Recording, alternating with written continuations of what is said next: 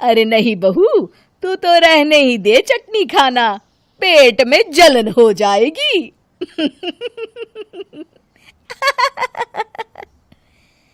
इतना कहकर कांता और प्रिया दोनों हंसने लगते हैं। कल्पना सारा दिन या तो मोबाइल में यूट्यूब देखती या फिर सोती रहती। उसका कमरा भी बिखरा और गंदा रहता। एक दिन कल्पना का पति अशोक उससे कहता है, अरे कल्पना, जानवर भी उस जगह को साफ कर लेता है जहां वो बैठता है। तुम तो इंसान हो, कैसे इतने गंदे कमरे में रह लेती हो? देखो, सारा सामान यहाँ वहां बिखरा पड़ा है।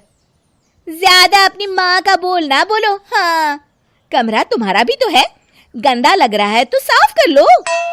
पता नहीं तुम्हारे साथ मैं कैसे जिंदगी बिताऊंगा। इतना कहकर अशोक वहां से चला जाता है। कल्पना बस खाना खाने कमरे से बाहर आती और फिर से कमरे में चली जाती।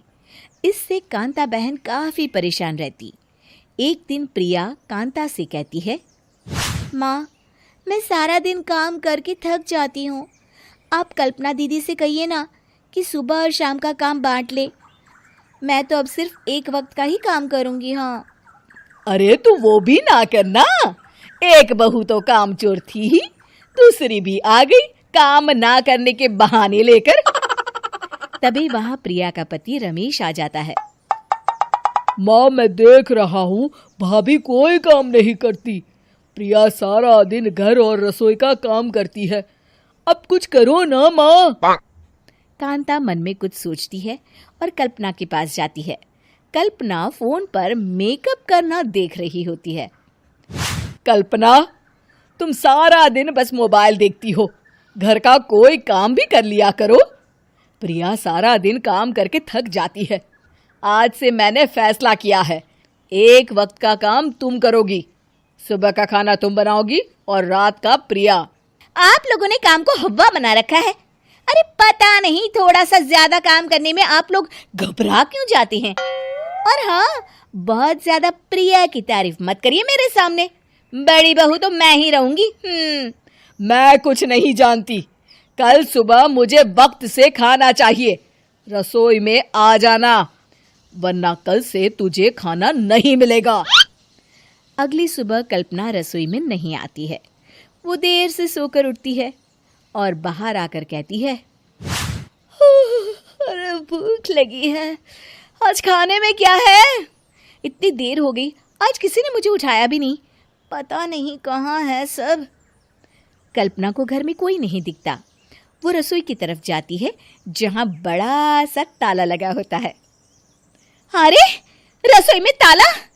ओ, मैं तो भूल ही गई थी। माँ ने आज से सुबह का खाना मुझे बनाने को कहा था। हे भगवान, इतने लोगों का खाना बनाना क्या आसान है? तभी घर के सारे सदस्य बाहर से वापस आते हैं। वाह माँ जी, मजा आ गया छोले भटूरे खाकर। मेरे मुंह में तो अभी भी स्वाद आ रहा है। अरे कल्पना, तेरे भरोसे रहते तो हम तो भूखे ही रह जाते। कल्पना को बहुत गुस्सा आ जाता है। अब बहुत हो गया, आज से मैं अपनी रसोई अलग कर रही हूँ। मैं अपना खाना खुद बना लिया करूंगी। कल्पना अपनी रसोई अलग कर लेती है, पर आए दिन उसका देर से उठना और काम न करने की आदत से वो भूखी ही रह जाती थी। उसी के सामने घर के लोग अच्छे अच्छे पकवान खाते और कामचोर कल्पना को जैसे तैसे ही खाना बनाकर खाना पड़ता। पर एक दिन तो हद ही हो गई। माँ, दीदी आज सुबह से कमरे से बाहर नहीं निकली, हमें जाकर देखना चाहिए। सो रही होगी कामचोर कहीं की, पर तुम कहती हो तो चलो देख लेते हैं उसे। कल्पना कमरे में पेट पकड़कर बैठी होती है।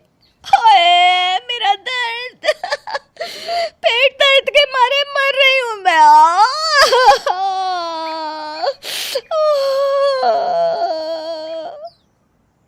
अरे दीदी, क्या हुआ?